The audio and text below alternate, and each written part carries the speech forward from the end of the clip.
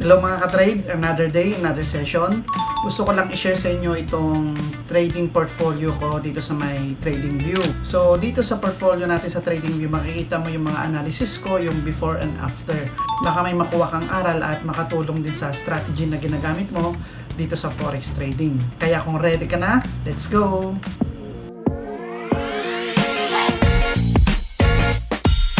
So ito guys, itong nakikita nyo sa screen, ito yung pinaka-portfolio natin dito sa my trading view.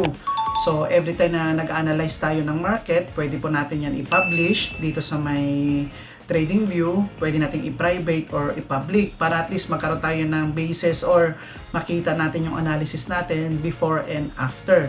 Once na na-publish mo na yung analysis mo, hindi na po yan na-edit, okay? So lahat ng makikita nyo dito is actual po to at hindi po to na-edit, okay? So itong last 6 na trades natin, papakita ko sa inyo. So paano ko nga ba sinisave yung analysis ko dito sa my trading view? Itong nakikita nyo sa screen, ito yung analysis ko sa JBP JPY. And then nakasave din to sa trading view, yung before and after neto.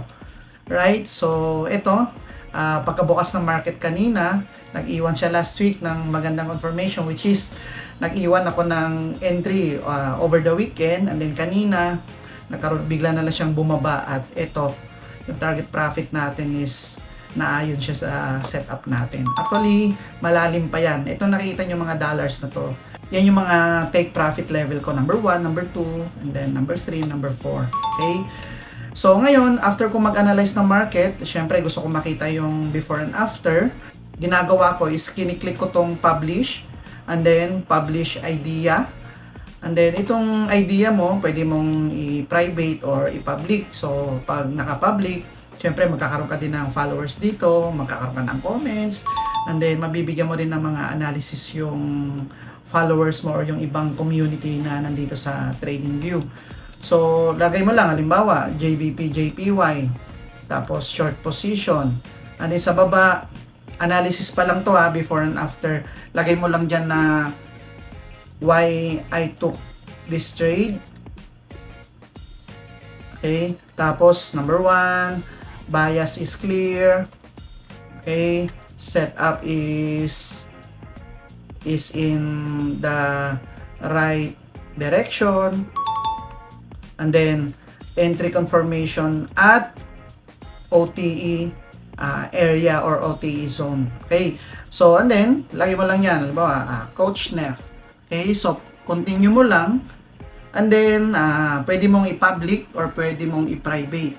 So, private or public, and then click mo yung short, kung ano man yung position na pinili mo, long man yan or short. And then, lagay mo dito yung mga reasons mo, kung ano yung reasons kung bakit tinake mo yung entry na yon. So mostly ng reasons ko dito is trend analysis, fundamental analysis, beyond technical analysis. And then publish idea. Then once na na-publish mo na yan, ganito yung magiging itsura niya. Ayan. Okay? So itong lahat ng nakapaskil dito, marami yan. Lahat ng nakapaskil dito is before and after. Dito natin makikita. So itong nakikita nyong current na mga market structure yan, is yan yung mga sinave natin nung pinublish natin yung analysis natin, yan yung before. Okay? So titingnan natin yung after kung naayon ba siya sa setup natin. Okay? So katulad nito, itong gold na to, yan, click natin. So dito guys, analysis ko sa gold is bearish siya. Okay? So dito, ayan, last week nagbigay siya ng confirmation dito sa lower time frame. So ito yung setup ko, and then lagay ako dito ng entry. Okay, so ito guys, itong analysis na to, tinuturo ko to sa one-on-one mentorship program natin. Ano ba yung kwento, ano ba yung setup, ano ba yung bias, ano yung mga confluences bago tayo pumasok sa market. So katulad nito, okay? So yung strategy na tinuturo natin dito sa channel or lalo na doon sa one-on-one mentorship program natin is profitable yung strategy natin ng 1:2. Okay? Pero, may mga times na ma-maximize natin siya, lalo na kapag napakaganda na setup, katulad ng JBP, JPY na to, pwede mo siyang i-maximize ng 1:4 hanggang 1:8 hanggang 1:10. Pero madalang lang yon. Okay? Piling-pili lang talaga siya kapag sobrang ganda ng setup. Right? So, katulad nito, ito, Ito yung before. So ito yung analysis natin last week. Nakapost to 2 days ago. Ayan, so mga Saturday or Friday. So nung pinublish natin yung analysis natin, Saturday to Saturday 2:30 AM. Okay? So nagbigay siya ng confirmation kanina, and then click natin tong play para ma-play natin yung after na mapiprint na yung candlesticks. Ayan. So ito guys, kung 1:2 lang talaga gagamitin mo, ayan, nag-take profit na siya dito sa area na to. Right? So kung i-maximize mo talaga, actually ang target profit ko talaga dito is nandito kasi titignan natin, mayroon pang liquidity dito sa area na to. Itong dalawa na to, itong dollar na to. So kung titignan natin yung overall picture niyan, may swing low pa dito. Okay, so yan yung in-expect kong target profit kanina. Pero umakyat na siya dito sa area na to. And then, so possible na bababa pa rin siya kasi yung ibang confluences niya is napakalakas talaga ng US dollar. So ito, nagkaroon tayo ng profit dito ng 1:2. Okay? So kung i-maximize mo siya guys, depende kasi sa setup yan, tingnan mo, umabalik yung market. So sayang din yung profit natin. Okay? So tingnan din natin tong CHF JPY. So tingnan nyo guys, so before and after. Okay? So nagkaroon ako ng setup, nagkaroon ako ng confirmation, nag-entry ako dito last Tuesday. So March 24 last week. Pero tingnan mo, ilang araw din siya bago na take profit. Which is okay lang kasi bakit? Patience pays off. Tingnan nyo. 'Di ba? So ilang ano yan, ilang 1:3 or 1:4 din to guys. Ba, not bad. So pangalawa, ito may profit tayo diyan sa gold, may profit din tayo dito sa CHF JPY. And then itong pinakamaganda na setup na nakita ko, itong JBP JPY. Okay? Pero sa unang entry ko, na-loss ako dito. So ito yung in-expect ko na bababa na siya dito. Pero ang nangyari, umakyat pa siya dito sa area na to. So na-hit po yung stop loss level ko dito. Pero last Friday or last Saturday morning, nag-iwan ako dito ng entry natin. Okay? So last Friday, ito, nag-iwan ako dito ng 1 PM. Friday, 1 PM ito. And then tingnan nyo guys, so itong nasa screen na to, itong chart natin, nasa 4-hour time frame to. Pero kung titingnan natin to sa 15-minute time frame, napakahaba niyan. Ayun guys, napakahaba po niyan.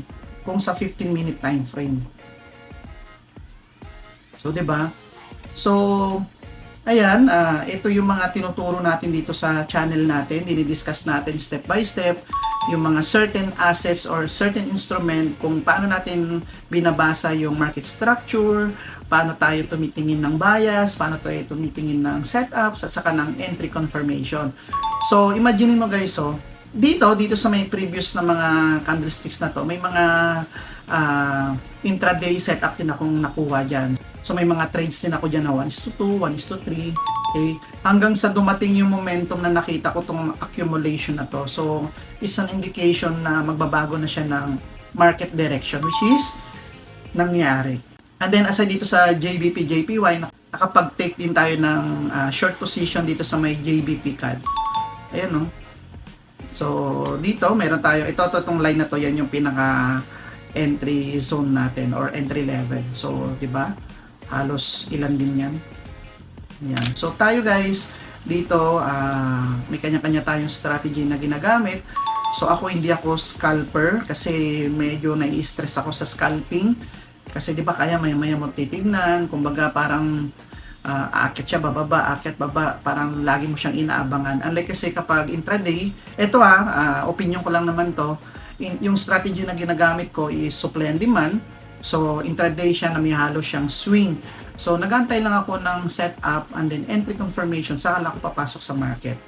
So, dito, pumasok ako kanina and then around dito, pumasok din ako dito sa area na to at nakapag-take din tayo ng entry position yan or yung sell position. Right? So, yun yung JBP, JPY natin. So, ulitin natin yung before and after. So, ito yung before and then after. Ayan, so unang entry natin dito is loss So, ang ginagawa ko lang naman dyan, kapag nakakita ko ng setup at entry confirmation, pag loss, antay ulit ako ng panibagong confirmation. So, nagbigay siya around Friday na to Saturday. So, nakapag-entry ako dyan. Okay, and then ito, AUD-USD. So, ito yung nagbigay talaga sa akin guys ng magandang profits last week. Which is, ito yung diniscuss din natin sa Forex Weekly Outlook natin last Saturday, in-upload ko sa channel natin. So, and then last week na Forex Weekly Outlook natin, so diniscuss ko rin doon yung analysis natin dito sa AUD-USD. So, ito nakapag-entry din ako dito, siguro mga 3 or 4 na entry, merong 1:2, 1:3, ayan. So, ito yung dollar. So, check nyo guys yung Forex Weekly Outlook natin, diniscuss ko last Sunday. Last Sunday, meron akong in-upload na possible na i-take out ni market itong liquidity na to. Actually, marami yan dito guys. Meron pa yan dito na siguro 2 na swing low. So, ito, liquidity lahat yan. At lahat yan na take profit ng market. So, tignan natin yung after. Ayan o. So, tingnan mo guys o. Take profit 1, take profit 2, tapos bumalik. Nagantay ulit tayo ng another entry confirmation dito sa area na to at nabigyan ulit tayo ng entry setup. At bumulusok na siya ngayon. Ayan o. Okay? So, 4 na yan. And then, itong BTC. Yan. Dito sa Bitcoin guys, hindi ako nakapag-entry dito kasi na-expect ko sana na itong fair value gap na to, kahit 50% sana, bumalik siya dyan. Kaso hindi niya binalikan niya na 50%, around 25% lang. So, bumalik siya dito and then hindi ko nakita doon sa 1 hour or 15-minute time frame, may maganda siyang confirmation na binigay. Pero it's okay kasi may mga winning trades naman tayo sa ibang currency pair. So, ito yung after. Tingnan natin. Ayan o. Diba? So, na-take profit natin tong area na to. And then, area na to. So, ito. Possible na, hopefully, bumalik ulit siya dito para i-mitigate niya tong fair value gap na to para makapag-entry ulit tayo dyan. Okay? So, yun yung BTC. And then, nag-alarm yung DXY. So, yun guys. Yun nakita nyo sa screen na nag-pop up. Alert yun ni TradingView. So, kung naka-subscribe ka dito, free naman mag-subscribe dito sa free naman gumawa ng account dito sa may TradingView. Yun nga lang yung alert hanggang 3 beses lang or 3 alert lang. Unlike kasi kapag naka-pro ka or naka-subscribe ka dito, 20 or pataas na, depende sa subscription mo. Okay? And then, nagkaroon din ako ng winning na long position dito sa JBP CAD last week. So, sobrang perfect na binigay na confirmation dito guys. Okay? So, nagkaroon ng liquidity grab, tapos nagkaroon pa ng change of character or market structure shift, at na-take profit niya tong previous na to na swing high. So, tingnan natin yung before and after. Ayan o. Okay? And then dito, nakita ko sa higher time frame na malaki yung posibilidad na magbe-bearish yung market. Which is, naging bearish nga siya. So, dito bumaba ulit siya, hindi na ako nakapag-take dyan ng entry setup kasi may entry position na ako sa ibang currency pair. So, around dito, nagbigay siya ng confirmation at nakapag-entry po tayo dyan. Ayan. So, dito nakapag-take tayo ng sell position dito sa area na to at nakapag-re-entry ulit tayo dito kanina sa area na to. Okay? So, yan ang kagandahan guys kapag meron kang solid na strategy, hindi mo kailangan mag-trade oras-oras o araw-araw. Okay? Saka mo lang naman marirealize yan kapag sunod-sunod na yung loss mo di ba? Minsan masasabi mo na lang sarili mo na, oo nga no, 2 to 3 times a week lang pala na trade, enough na yon, di ba? Kaso minsan nga lang medyo nagbabago yung decision natin kasi marami tayong nakikita online na sila grabe yung profit nila, parang sobrang nakakabilib na bawat galaw ng market na susundan nila, di ba? Pero syempre, hindi natin alam kung ano yung mga behind the scene doon. So, advice ko sa iyo, focus ka sa strategy na ginagamit mo ngayon, lalo na kung nakikita mo naman na nagiging profitable ka naman minsan or nakikita mo yung momentum, tuloy-tuloy mo lang yan hanggang sa along the way ma-refine mo yung strategy na ginagamit mo. And then, kapag na-refine mo na yan at naging solid yan, hanap ka lang ng magandang setup. At kahit sa isang setup guys, kapag nakapag-entry ka dyan, pwede mo pa yan chop-chopin or chunk by chunk makapag-re-entry ka pa rin. Okay? Ibig sabihin, sa isang entry setup lang, pwede ka makakita ng multiple opportunities. Alright?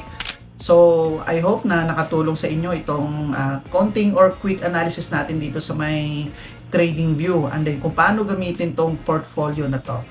Alright? So, ito, marami tayong nakuwang magagandang entry setups last week. So ito guys, kailangan mo lang gawin is pili ka lang kahit isang trades or dalawa or tatlong trades or apat na trades sa isang linggo, panalo na yan, lalo na kung malaki-laki yung capital mo, di ba? So guys, yan lang for now, at kung bago ka pa lang dito sa channel, huwag kalimutan na mag-subscribe at i-click mo po yung bell icon na yan para updated po kayo sa upcoming videos natin katulad nito. Okay? So yan lang for now at kita-kits po ulit tayo sa next na video. See you!